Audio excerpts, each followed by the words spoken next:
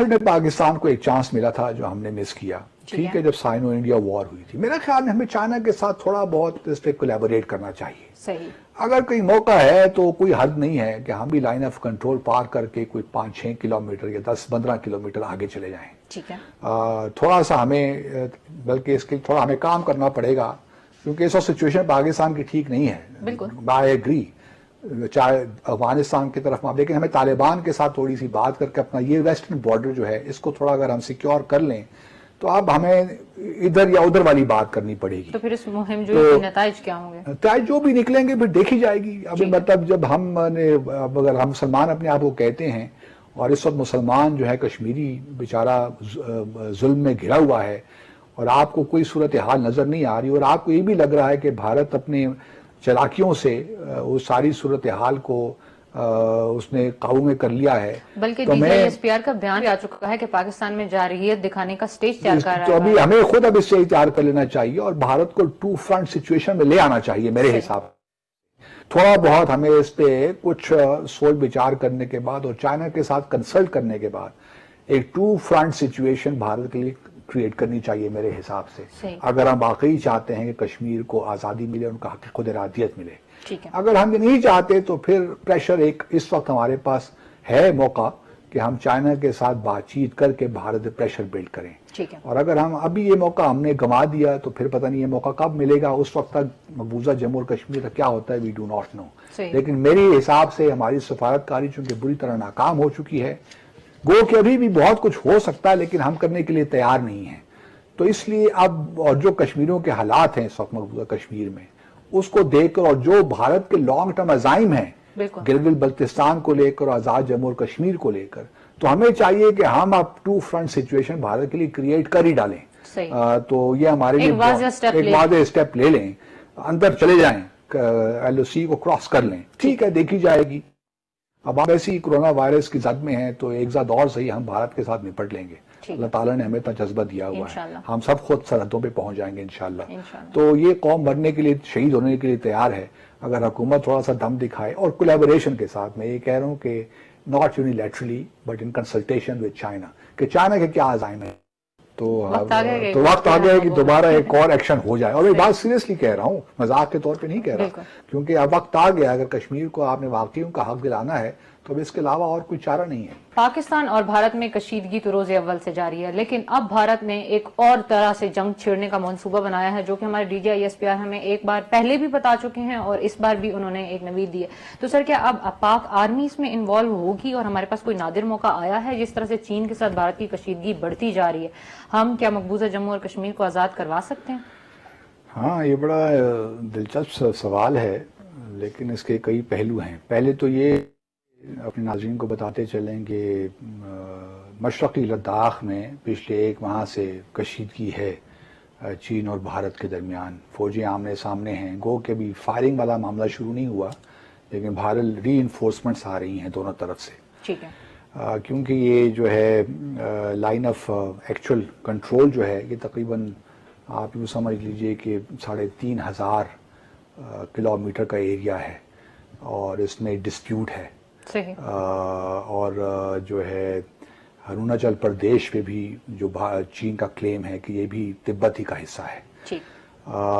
और ये सारा इस वक्त जो है, और हमारा चूंकि भारत के साथ भी अगर आप देखें तो तकरीबन हमारा जो बॉर्डर पूरा बनता है तकरीबन 2240 किलोमीटर आप कह लें, इंटरनेशनल बॉर्डर है।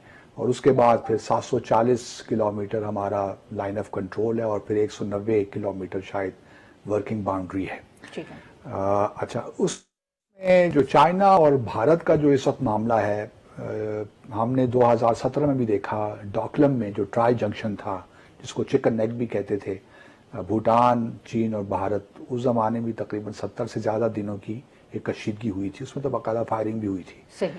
लेकिन यहाँ पे इतिहास ज़रा मुख्तलिफ है, यहाँ भी बहुत सख्त कशीदगी है और चीन इज़ डिटरमिन्ड के, और चीन इस वक्त तकरीबन 40 से आप कह लीजिए 60 किलोमीटर मुख्तलिफ मकामात पे पॉइंट्स थे, उसने अंदर आ गया है वो लाइन ऑफ एक्चुअल कंट्रोल के इस तरफ के। और चीन इस वक्त तकरीबन 40 से आप कह लीजिए 60 किलोमीटर मुख्तलिफ मकामात पे पॉइंट्स थे, उसने अंदर आ गया है वो लाइन ऑफ एक्चुअल कंट्रोल के इस तरफ। ठीक है। गो के लाइन ऑफ एक्चुअल कंट्रोल भी कोई सही मानों में उस तरह मार्क नहीं है, लेकिन भारत उसमें डिस्प्यूट रहता है।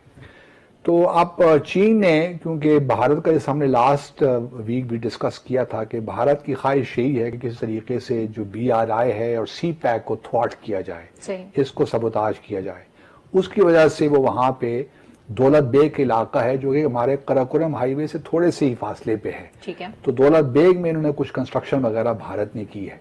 तो ये जो है, इस वजह से चीन को एक बड़ी इससे तशवीश पैदा हुई कि भारत चाहता क्या है।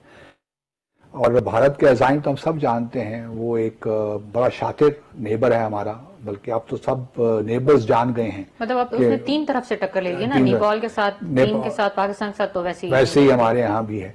तो ये जो है मामला, चीन को इस बात का पता है कि चीन जो भारत है वो US का स्ट्रेटेजिक पार्टनर है। ठीक है। अभी देखिए G7 की मीटिंग होने जा रही है जो कि इस महीने होनी थी, लेकिन अब वो सितंबर में होगी अमेरिका में।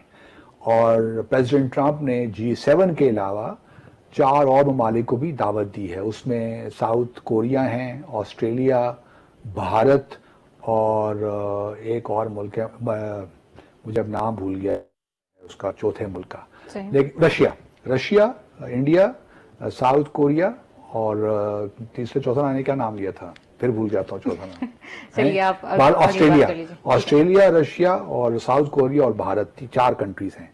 इसमें चीन को नहीं बुलाया प्रेसिडेंट ट्रंप ने। और उनको क्यों नहीं बुलाया, उसकी बड़ी वाज़ेह है कि भाई वो सारा इलेक्शन ही जो होगा नवंबर 3 को, वो एंटी चाइना पे स्लोगन होगा। क्योंकि अभी जिस तरह के हालात चल रहे हैं ना अमेरिका में, तो लोग एकदम से अपने प्रेसिडेंट के खिलाफ उठ खड़े हुए हैं और काफी रेटिंग कम आई है। सही। इसीलिए जो मिसाल के तौर पर एंगेला मार्केल ने कहा है, जो जर्मन की चांसलर हैं जर्मनी की, उन्होंने कहा है कि जी हम तो ये कोरोना वायरस की वजह से ट्रैवल नहीं सकती मैं तो, ठीक है, अगर ये वर्चुअल समिट करनी है फिर तो ठीक है, लेकिन ये जो G7 को आप G11 बनाने चले हैं, इसकी समझ और किसी मुल्क को नहीं आ रही कि ये अपने तौर फैसला को क्यों इनवाइट किया है प्रेसिडेंट ट्रंप ने, जबकि यूरोपियन यूनियन ने सैंक्शंस भी लगा रखी हैं, क्योंकि 2014 में रशिया ने क्राइमिया में एनेक्स किया, उस पर कब्जा किया, फिर यूक्रेन के कुछ इलाकों पे कब्जा इस वक्त भी है। तो उसके बाद से 2014 के बाद से रशिया पे काफ़ी सैंक्शंस हैं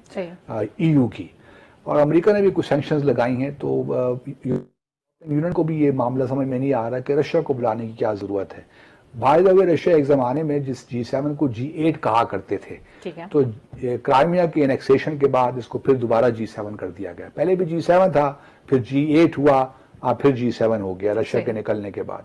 अब ट्रंप इसको G11 में तब्दील करना चाह रहे हैं, क्योंकि ओबामा साहब ने G20 बनाई थी, एक ऑर्गेनाइजेशन जो अभी तक काम कर रही है, उसकी मीटिंग्स भी होती रहती हैं, लेकिन ये अब इसको G11 कर रहे हैं।